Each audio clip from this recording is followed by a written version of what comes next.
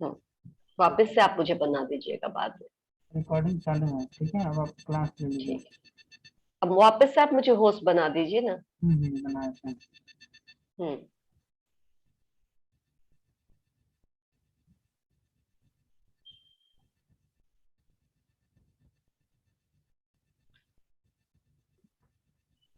बना दीजिए, क्योंकि मैं किसी को इन नहीं करवा पा रही।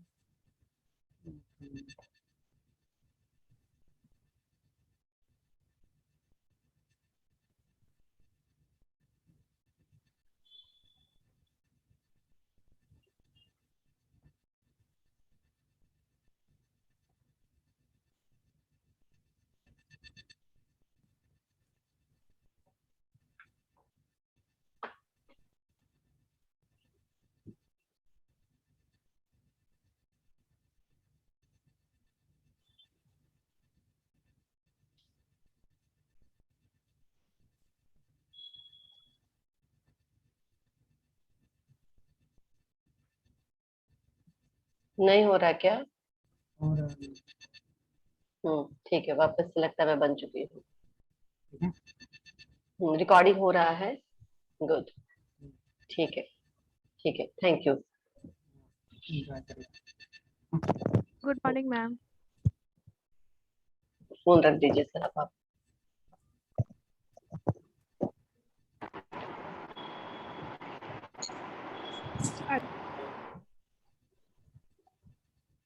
Good morning.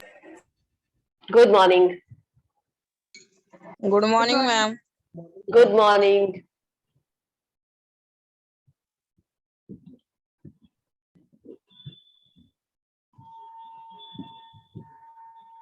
हो गया? इतनी स्टूडेंट है आज क्लास में। Morning ma'am. Good morning. Good morning ma'am. Good morning. Good morning.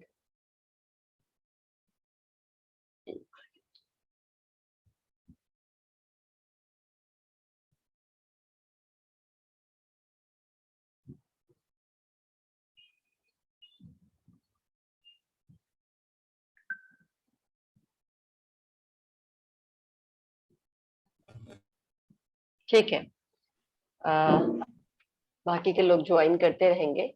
मैंने आज मार्क्यू के लिए बोला था, राइट? क्या प्रॉब्लम है मार्क्यू देने में? Good morning ma'am. हाँ हाँ, गुड मॉर्निंग। कुछ प्रॉब्लम है मार्क्यू देने में आज? मैम प्रिपरेशन पूरा नहीं हुआ। कैसे वो मैं मार्क्यू के प्रिपरेशन के लिए? मैम ठीक है, वेडनेसडे को ले मैम मैं लीजिएगा तो मैम। शुरू से क्लास ही नहीं की हूँ, मेरा बहुत चैप्टर मिस है। आपको कवर करना पड़ेगा ना, या एग्जाम में भी आप यही बोलने वाले हो कि मैंने क्लास नहीं किया है? मैम पीडीएफ से पढ़ी बट थोड़ा बहुत ही समझ आया, थोड़ा वर्ड मैम हार्ड है ना, इस वजह से प्रॉब्लम हो रहा है। क्या हो मैम गया? मैं प्लानिंग क्या मैम फिर प्लानिंग? से ना planning ma'am planning planning chapter का नहीं ना फिर से कंप्लीट हो रहा है रिवीजन मैम। करवा एक्चुअली वो दीजिए कुछ ना। समझ ही नहीं आ रहा, वो रिवीजन के टाइम भी मतलब नहीं हो पाया था, तो अच्छा ठीक उसमें है, कुछ तो समझ नहीं प्लानिंग आया, तो आपको मैम नहीं उसकी समझ में आ रहा है, ठीक है। हाँ इंट्रोडक्शन ठीक है, और इवोल्यूशन मैम प्रिपेयर्ड है। ओके, तो इंट्रोडक्शन और रिवॉल्यूशन का ही दे दें सब लोग, अगर सबका तैयार मैम है मेरा इंट्रोडक्शन और डिसीजन मैम मेरा डिसीजन है, डिसीजन क्या मेकिंग। डिसीजन है? रिवॉल्यूशन तो है नहीं, ऐसे लेकिन नहीं करेंगे, इवोल्यूशन एक्चुअली शुरू से करेंगे मार्क्यू कुछ चैप्टर्स का, कुछ मैम चैप्टर्स का मार्क्यू। हाँ बोलो। मैम आप वेडनेसडे को ले लीजिएगा मैम, पूरे चैप्टर का यस मैम। प्रिपरेशन नहीं है मैम, किसी का नहीं है, ठीक है, इसलिए मैम ओके, आप ठीक वेडनेसडे है, को तो ले ठीक लीजिए। है, ओके डन। ठीक है, वेडनेसडे को ले लेंगे। तब तक आप लोग को अगर मैं ऐसे है तो आज कम्युनिकेशन बैरियर्स पढ़ाने वाली थी, पर अगर आप लोग को प्लानिंग पढ़ना है तो मैं प्लानिंग उसको स्टॉप करके अभी कम्युनिकेशन बैरियर को, क्योंकि हमारा लास्ट चैप्टर का लास्ट पोर्शन है, इतनी कुछ अब हड़बड़ी नहीं है। मैं प्लान और अभी तक सारा रिवीजन हो चुका है प्लानिंग से पहले तक, तो मैं प्लानिंग रिवीजन करवा देती हूँ आप लोगों का, yes ma'am, right? Yes ma'am, yes ma'am. Yes ma'am. ठीक है, ठीक है, एक सेकेंड, शेयर करने से पहले मैं उसको ओपन कर लूं।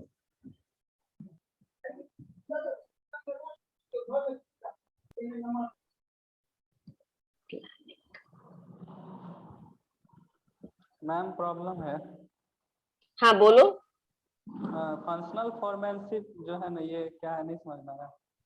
नहीं समझ में आया, ठीक है बताती हूँ।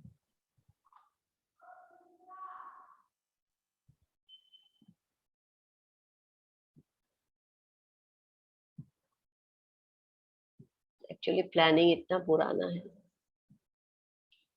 हम्म, हम्म,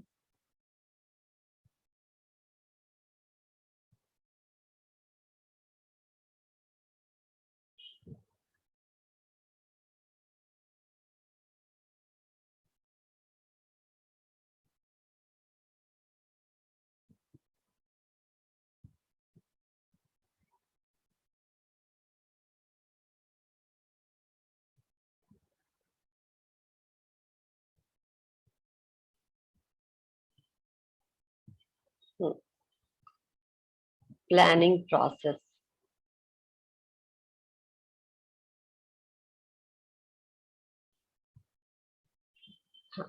तुम्हें फंक्शनल फोरमैनशिप नहीं समझ में आया संदीप? कोई है जो फंक्शनल फोरमैनशिप को यहाँ पे एक्सप्लेन कर सकते हैं?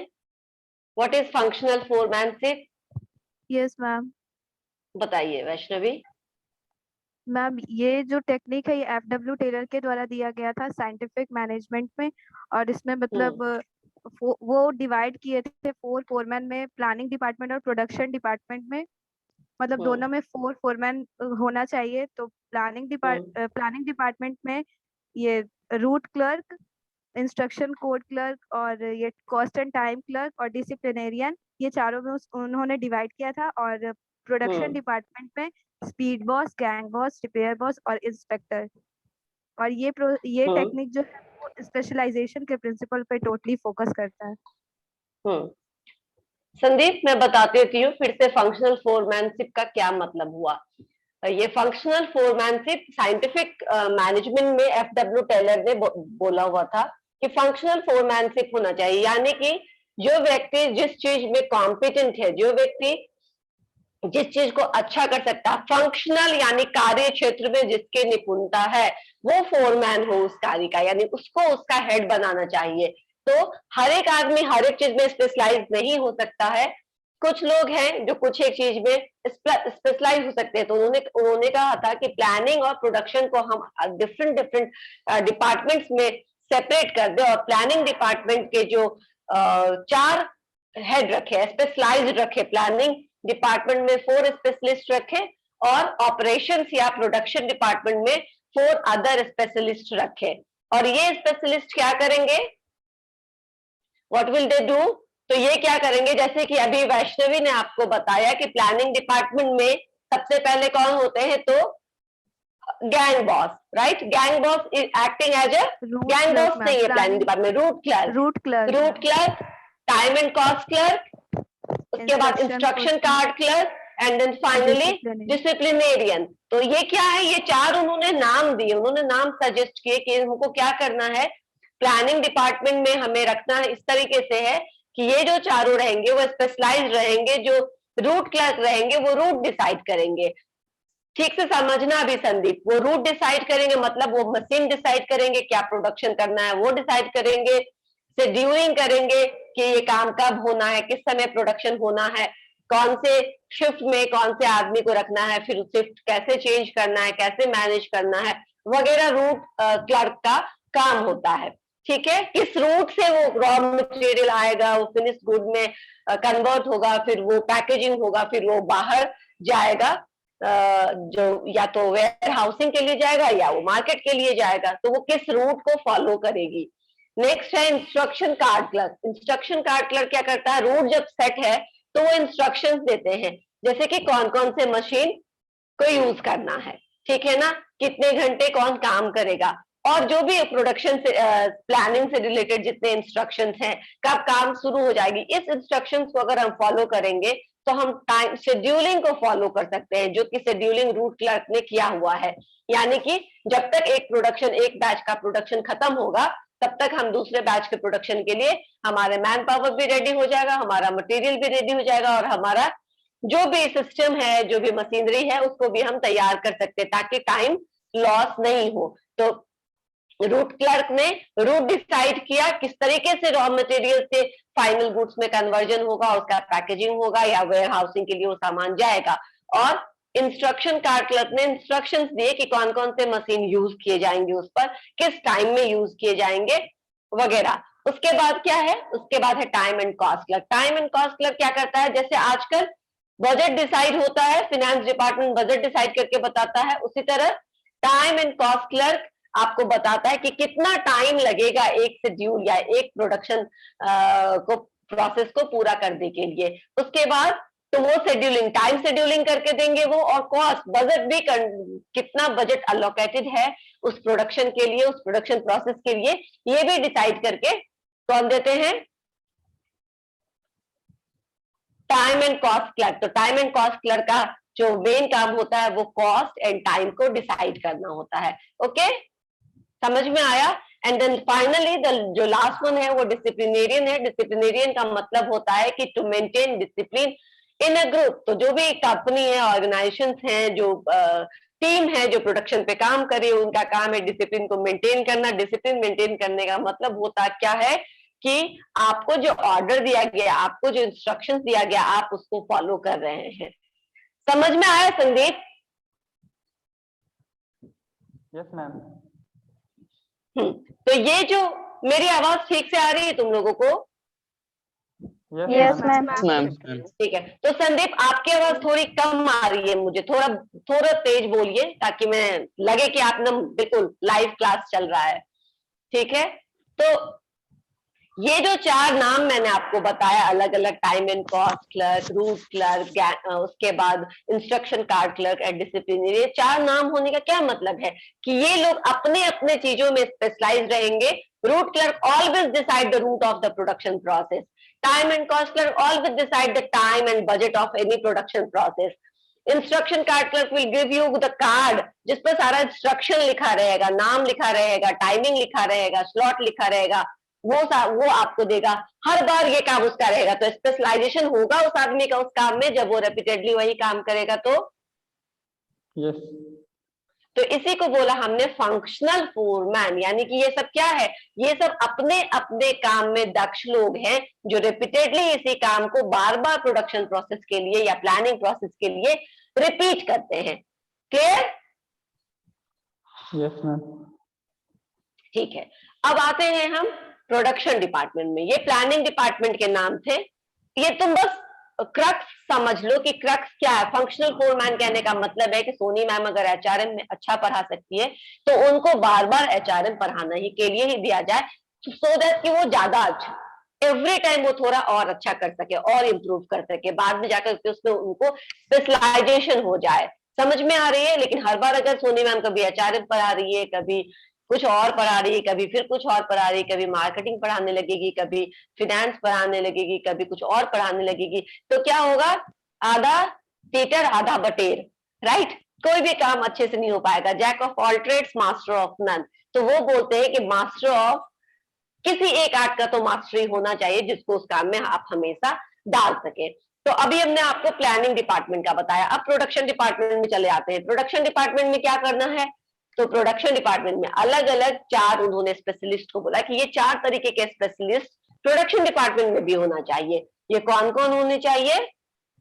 गैंग बॉस, तो गैंग बॉस, हाँ, gang boss, speed boss, repair and maintenance boss and finally quality inspector. है ना यही 4 नाम? Yes ma'am. ठीक है। Yes, तो ma'am. Gang boss team leader के जैसा होता है, ठीक है ना। गैंग बॉस को क्या होता है, उस टीम को लीड करना होता है। अब तो उसको क्या है, प्लानिंग डिपार्टमेंट में सिर्फ ब्लूप्रिंट तैयार किया गया, सबने अपना अपना काम करके क्या कर दिया, प्रोडक्शन डिपार्टमेंट को दे दिया। अभी प्रोडक्शन डिपार्टमेंट में क्या है, गैंग बॉस को सारे लोगों से वो काम करवाना है जो यहाँ से आपको निर्देश मिला है, जो आपको यहाँ से इंस्ट्रक्शन कार्ड क्लर्क ने दिया है, टाइम कॉस्ट क्लर्क ने दिया है, टाइम एंड कॉस्ट क्लर्क ने आपको बजट जो दिया उसी बजट के अंदर आपको काम करवाना है, उसी टाइम शेड्यूल को आपको फॉलो करना है। इंस्ट्रक्शन कार्ड क्लर्क ने जैसा इंस्ट्रक्शन दिया है उस तरीके से काम को स्टार्ट करवाना है और खत्म करवाना है। तो अब क्या करें, गैंग बॉस की जिम्मेदारी है कि वो पूरे टीम को किस तरीके से लीड करता है, किस तरीके से कन्विंस करता है to follow all these instructions. तो तो ये गैंग बॉस का मतलब होता है टीम लीडर। वो उसको जो प्रोडक्शन बैच है उसके उस पर जितने भी लोग हैं उनको लीड करने का काम करता है वो, ठीक है ना, उनको इंस्ट्रक्शंस और उनको गाइडलाइंस देने का काम करता है, ऑर्डर्स देने का काम करता है। उसके बाद हमारा होता है दूसरा repair boss. Repair and maintenance boss क्या करता है? Repair and maintenance boss make sure कि जो भी इवन मैन पावर हो या मशीनरी हो, क्या वो सक्षम है, क्या वो इफिशियंट है, क्या वो जिस स्पीड से, एवरेज स्पीड से काम हम लोगों ने डिसाइड कर रखा उसी स्पीड से काम कर रहा है, या फिर किसी मशीन को क्या कहते हो सर्विसिंग की जरूरत है, या फिर किसी आदमी को रेस्ट की जरूरत है, वो बीमार है, या फिर वो डीमोटिवेटेड है तो उसको मोटिवेशन की जरूरत हो सकती है। जिस भी तरीके की कमी है रिपेयर एंड मेंटेनेंस बॉस उस कमी को दूर करते हैं ताकि जो प्रोडक्शन प्रोसेस है उसमें कहीं कोई हिंडरेंस नहीं आए, कहीं कोई रुकावट नहीं हो। समझ में आई ये बात? Yes ma'am. इसके अलावा क्या था एक और नाम? Speed boss ma'am. Speed boss will ensure, speed boss repair and maintenance का समझ में आ गया, कहीं कुछ ब्रेकडाउन है तो उसको वो ठीक ठाक करके देगा, अगर किसी मशीन को हटा करके रिप्लेस करना है तो रिप्लेस करके देगा। Speed boss will make sure कि वो स्पीड यानी कि मशीन अपने स्पीड में काम कर रही है, आदमी अपने एवरेज स्पीड से काम कर रहा है। स्पीड बॉस का काम होगा कि आदमी अपने एवरेज स्पीड में है या नहीं है, और मशीन अपने स्पीड से काम कर रही है कि नहीं कर रही है, मशीन मेंटेन्ड अवस्था में है कि नहीं है। और अगर वो मेंटेन्ड अवस्था में नहीं है तो ये रिपोर्ट किसको कर देंगे? वो रिपेयर एंड मेंटेनेंस को। रिपेयर एंड मेंटेनेंस इनिशिएटिव लेकर के खुद अपनी तरफ से पहले इंश्योर करते हैं कि कोई प्रॉब्लम नहीं है, कोई ऑब्स्टेकल नहीं आएगा काम करने के बीच में। लेकिन अगर तब भी कभी कुछ इस तरीके का शॉर्टफॉल्स होता है तो स्पीड बॉस उनको रिपोर्ट करेंगे ताकि वो जल्दी से उसको ठीक कर सके और काम बिना हिंड्रेंस के आगे बढ़ाया जा सके। क्लियर हुआ? Yes ma'am. और लास्ट वन क्या है?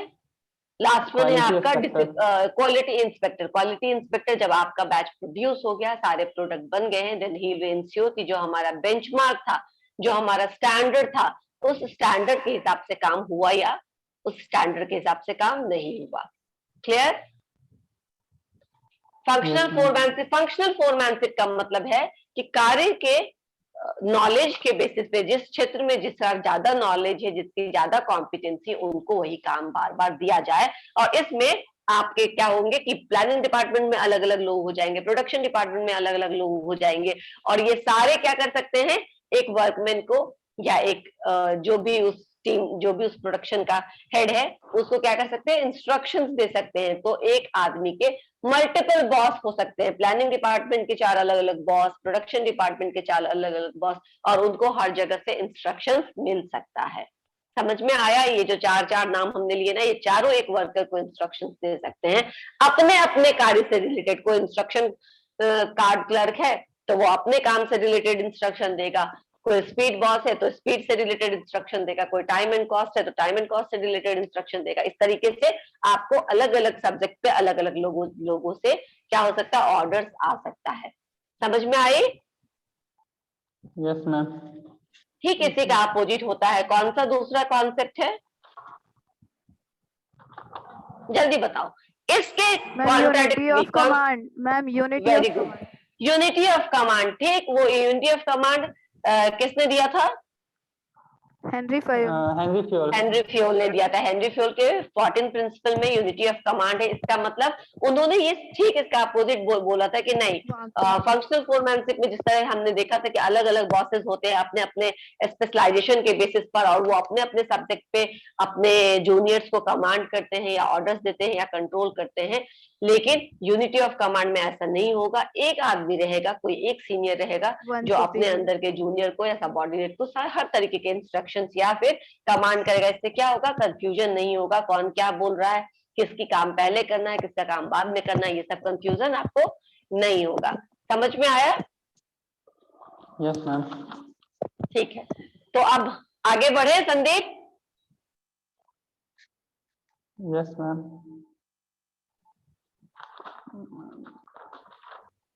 ओके, एक सेकेंड, अब मैं शेयर करती हूँ प्लानिंग। हाँ पूछो। हर्ट्जबर्ग का जो मोटिवेशन हाइजीन थियरी है मैम, इसमें एक बार इसको एक्सप्लेन कर दीजिए। अच्छा ठीक है, Heisenberg two factor theory, right. Heisenberg two factor theory में आपको कंफ्यूजन है, ठीक है। सतीश, आप बता सकते हैं क्या है हाइजेनबर्ग टू फैक्टर थियरी, जैसा ही जितना ही समझ में आया हो। जैसे क्या कहा सतीश तुमने? नहीं, क्यों नहीं? नहीं, आपको नहीं पढ़ाया मैंने? नहीं पढ़े हैं मैं। ठीक है, इसीलिए पूछ रही हूँ मैं कि नहीं पढ़ाया क्या मैंने, यानी तुम एब्सेंट थे क्या उस सब टाइम में। ओके, तो कोई वैष्णवी के अलावा क्लास में कोई जो इस चीज को एक्सप्लेन कर सके, what is Heisenberg two factor theory, जो उस समय एब्सेंट नहीं हो और उनका क्लियर है संदीप के अलावा। इट्स इजी, और हम लोग ये सब क्वेश्चन इंटरनल एग्जाम में देख चुके हैं। बताइए क्या है हाइजेनबर्ग टू फैक्टर थ्योरी? आप बताएं। नो, हाँ बस कोई नहीं है क्या? Arpita, where are you? Are you not in the class?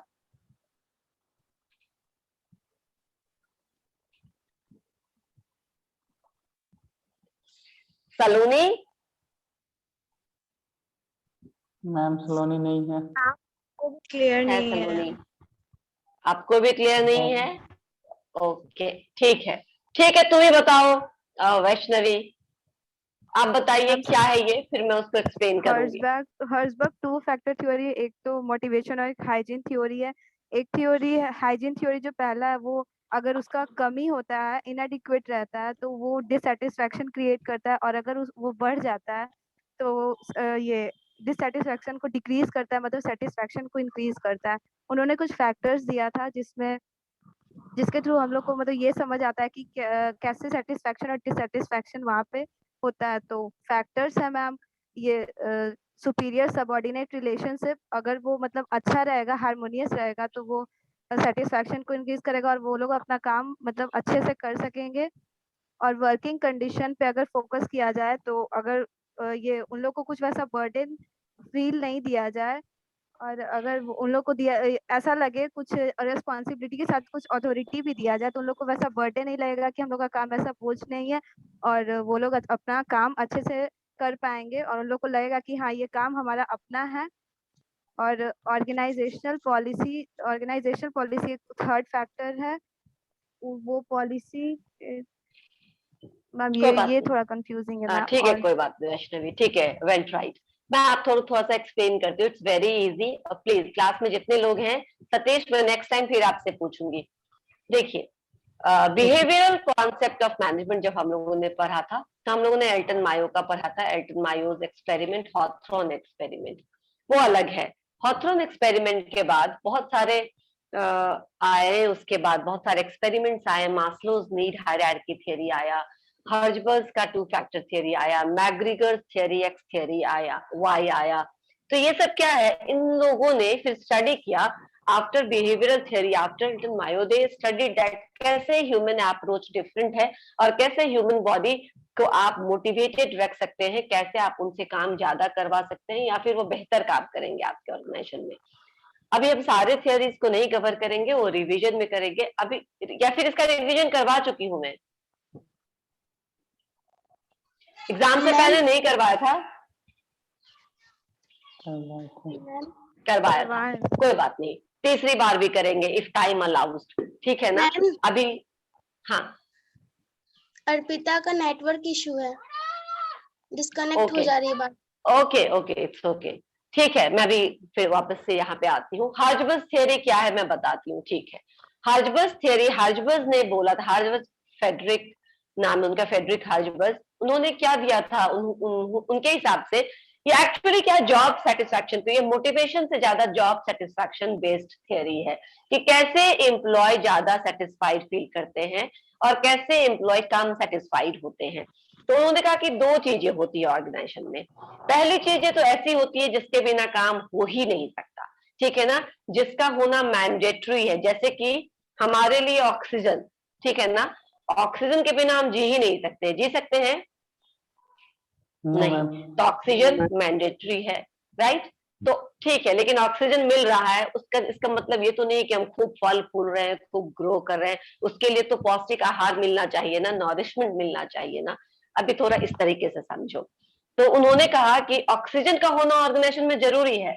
जिसको उन्होंने कहा याद रखना, आपके पास अगर नोट्स है तो प्लीज ओपन इट, एंड अगर अपने समझने के लिए कुछ लिखना चाहते हैं तो आप लिख भी सकते हैं, अपने समझने के लिए अपने हिसाब से उस चीज को। तो सबसे पहले ऑक्सीजन क्या ऑर्गेनाइजेशन में? ऑक्सीजन है, अगर आप काम करते हैं तो क्या है ऑक्सीजन? आपको सैलरी मिलनी चाहिए, राइट है ना? आपके Yes, जो ma'am. आसपास एटमॉस्फेयर है, आपका जो वर्किंग इन्वायरमेंट है वो फ्रेंडली होना चाहिए। आपका सुपरवाइजर ऐसा होना चाहिए जिससे आप अपनी प्रॉब्लम्स को बातचीत कर सके, उनको Share कर बता सकें। सके कि ये मेरी प्रॉब्लम्स है, मैं कैसे काम करूं, जहाँ ओपनली आप डिस्कस कर सके अपने प्रोफेशनल प्रॉब्लम्स को। तो सुपरविजन फ्रेंडली होना चाहिए। उसके बाद जो भी मशीनरी है, जो भी इंफ्रास्ट्रक्चर रिक्वायर्ड है वो प्रॉपर होना चाहिए ताकि आप काम को कर सके। अगर वो नहीं रहेगा तो भी आप स्ट्रेस में आ जाएंगे और आप काम ठीक से नहीं कर पाएंगे। तो ये कुछ ऐसे फैक्टर्स हैं जो ऑक्सीजन है एम्प्लॉयज के लिए ऑर्गेनाइजेशन में, जिसके बिना एम्प्लॉयज सेटिस्फाइड नहीं रह सकते हैं। वो डिससेटिस्फाइड होंगे ही होंगे, वो डीमोटिवेटेड होंगे ही होंगे, वो चल ही नहीं पाएंगे। इन ऐसे सिस्टम, ऐसे चीजों को, ऐसे फैक्टर्स को जो मैंने अभी नाम लिया, मैंने नाम भी आपको बताया कि क्या क्या है वैष्णवी, वो सब आपका वर्क एनवायरनमेंट, आपके फ्रेंडली सुपरविजन, वेजेज या सैलरी जो आपको Organizational मिलती है, policies, ठीक है, ऑर्गेनाइजेशन पॉलिसीज, ये सारे वैसे चीजें हैं जो यूनिफॉर्म नहीं। ऑर्गेनाइजेशन पॉलिसी अगर यूनिफॉर्म नहीं है तो कोई किसी को भी अच्छा नहीं लगेगा। अगर मैं वैष्णवी को हमेशा ज्यादा नंबर दे दूं और तुम लोग सबको कम नंबर दे दूं, फेल कर दूं, तो अच्छा लगेगा? तो इट शुड बी इक्वल, ठीक है ना? जिसने जैसा प्रिपरेशन किया, जिसने जिसका पेपर दिया, उसको वैसे मिलना चाहिए। तो क्या होना चाहिए? इक्वालिटी होना चाहिए, एक जैसा पॉलिसी होना चाहिए, एक जैसे रूल्स होने चाहिए, फ्रेंडली सुपरविजन होना चाहिए। तो फिर क्या होगा? एटलीस्ट आप मरेंगे नहीं, यानी कि ऑक्सीजन का कमी नहीं होगा, आप जीवित रहेंगे, ठीक है ना? आप चलेंगे, ठीक है? सेटिस्फाइड नहीं रहेंगे, आप बुलंदियों पे नहीं रहेंगे, बट आप चलने लायक रहेंगे। समझ में आया? ऑक्सीजन है यानी वो सारी चीजें हैं जिससे आपका काम हो सकता है, and you are not demotivated, आप डीमोटिवेटेड नहीं है अभी, ठीक है? तो याद रखो, मैंने अभी क्या कहा कि आप डीमोटिवेटेड नहीं है, पर मैंने ये नहीं कहा कि आप मोटिवेटेड रहेंगे।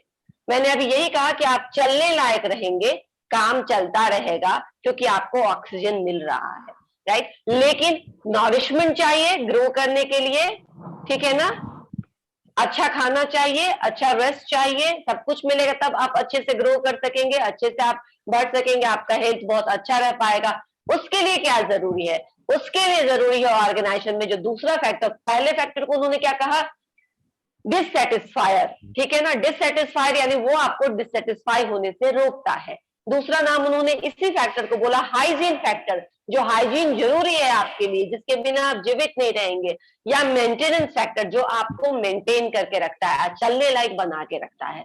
दूसरे फैक्टर को उन्होंने कहा सेटिस्फायर एंड मोटिवेटर, जिसको मैं बोल रही हूँ नॉरिशमेंट, ठीक है ना? जिसमें सब कुछ बैलेंस्ड है, बैलेंस डाइट आपको अब मिल रहा है, तो आप बाउंड टू ग्रो है, आप जरूर आपका जो हेल्थ है वो अच्छे से ग्रो कर पाएगा। और वो क्या क्या है?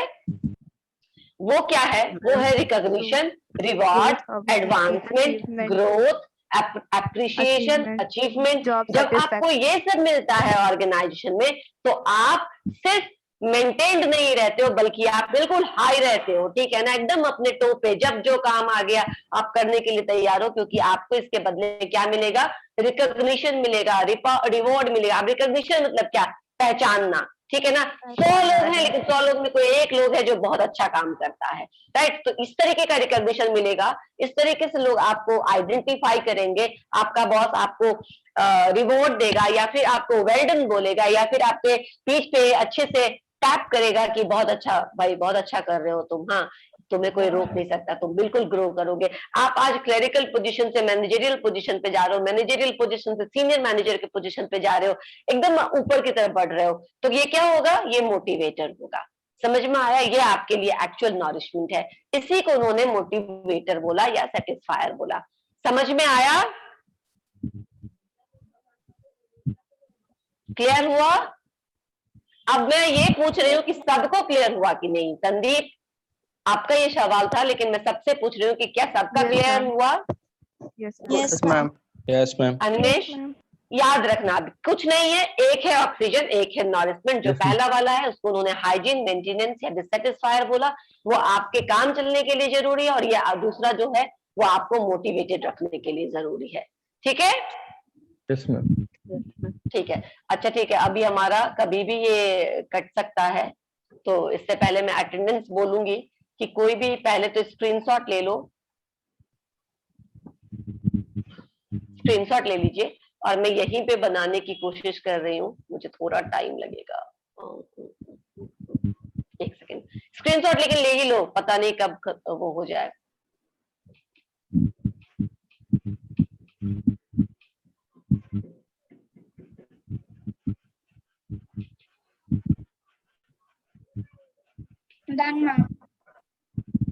ठीक है, मुझे वो स्क्रीनशॉट ले लेना, और थोड़ी देर के बाद मुझे जरा फोन करके अटेंडेंस बनवा देना। अभी आगे से मैं खोल के रखूंगी अटेंडेंस भी, अभी मैंने खोलना रह गया था, तो मैं साथ ही साथ बना सकती हूँ उसको। हाँ एक्चुअली खुल गया है, just a minute. Attendance register लेके नहीं आ पाई हूँ मैं, तो वन ड्राइव में कर लेते हैं।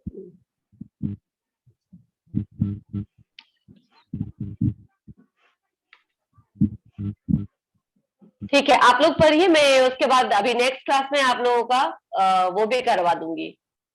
क्या आप लोगों को प्लानिंग नहीं समझ में आई है ना? Planning ma'am, yes ma'am, planning. हाँ ठीक है, तो मैं प्लानिंग भी करवा दूंगी आप लोगों का। देखो रिवीजन तो हम सारा करेंगे, पर मैंने तो सोचा था जितना मैं प्लानिंग से पहले तक का ही अभी दिया था मार्क, क्यों प्लानिंग तो अभी करना ही नहीं मुझे, तो उसके आप लोगों को 2 दिन का और टाइम मिला, आप लोग प्रिपेयर करिए, और ये उन चीजों का टेस्ट भी हो चुका है, तो ऐसा नहीं है कि आप लोग नहीं जानते हैं उसके बारे में। You have already given test of that paper, है ना, इंटरनल हो चुका है। Okay, today is 19, roll number 1। मैं अटेंडेंस बनाते जा रही हूँ, आप लोग जो प्रेजेंट हैं वो बस मुझे बोलते जाएंगे, एक सेकेंड। हाँ, 1 2 3 4 5 6। अच्छा, अपने टाइम पे बोला करो, थोड़ा रेडी रहा करो। ठीक है, 4 हो गया, 5 है क्या? No, 6 7 8 9 10 11 12 13 present 14 15 16 17 18 Yes, ma'am. 9 18 okay, Yes. 19 20 Present, ma'am. okay, 21 22 present ma'am 22 okay, 23 present ma'am 24 present ma'am. 25 25 का ही वो आप लोगों ने बोला था ना कि नेटवर्क खराब है। Yes, ma'am. Yes, ma'am. Okay, 26 present ma'am. 27 Shivam 27 28 29 29 30 Yes, ma'am. okay, 31 32 33 present ma'am 34 35 36 37 38 Present, ma'am. 39 okay, 39 Present, ma'am. Present, ma'am. 40 41 हो गया, 40 41, 42, 43, Yes, ma'am. okay, 44, 45, 45 नहीं है, 46, 47, Yes, ma'am. ठीक है, 48, 49, 50, 51, Yes, ma'am. 52, 51, ओके, 52 है क्या? Yes, ma'am. 53, Yes, ma'am. 54, Yes, ma'am. 55, 56, 57, Present, ma'am. okay, 58, Present, ma'am. 59, 59, 60, 61, Yes, ma'am. 62, 61. okay, Present, ma'am. 62, Present, okay, ma'am. 63, done, 63, 64, Present, ma'am. 65, 66, 67, 68, 68 present है, okay, 69, Yes, ma'am. 70, Yes, ma'am. 71, 72, Present, ma'am. 72 present. Rajan, 73, 74, 75, 75. He is not present in the class. I just wanted to see him. Okay. 76, 77, 78, 79, Yes, ma'am. 80, 79 present है, चलो ठीक है. 80, Present, ma'am. 80 is present. 81, Present, ma'am. 82, 83, 84, 85 हो गया. अब तो कोई है ही नहीं ना इसमें. चलो डन, आपका अटेंडेंस हो गया. 6 छूट गया है रोल नंबर 6. क्या नाम है आपका? मैम, संदीप. बोला नहीं था संदीप तुमने? चलो मैं चेक कर लेती हूँ, बना देती हूँ. ठीक है. अच्छा, और किसी को आप कुछ पूछना है? अटेंडेंस हो चुका अब आराम से, कुछ जितना टाइम उसमें आप लोग. क्लास में हम प्रेजेंट थे, मेरा नहीं बना था. नाम क्या है आपका? Aparna Kumari, 22. 22. Let me check. Last class ma'am, की बात 56. कर रहे हैं आप? बन चुका है सारा. इससे पहले तो पहले वाले में तो पहले ही बनाया होगा ना, जब आपने बोला होगा तब.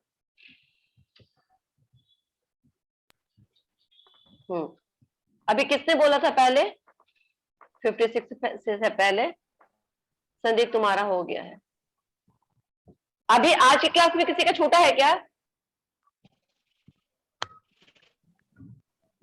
नहीं. ठीक है. किसी को कुछ पूछना है? Yes ma'am. Ma'am, Hawthorne experiment. Hawthorne experiment नहीं समझ में आया. किसका सवाल है ये? अगेन संदीप. तो और किसी को कोई दिक्कत नहीं है? मैम, ब्यूरोक्रेटिक मैनेजमेंट नहीं समझ में आया. ठीक. और ब्यूरोक्रेटिक मैनेजमेंट नहीं समझ में आया, हॉथरॉन एक्सपेरिमेंट नहीं समझ में आया. इसके अलावा और कुछ है जो नहीं समझ में आया? ब्यूरोक्रेटिक मैनेजमेंट पूरा एक टॉपिक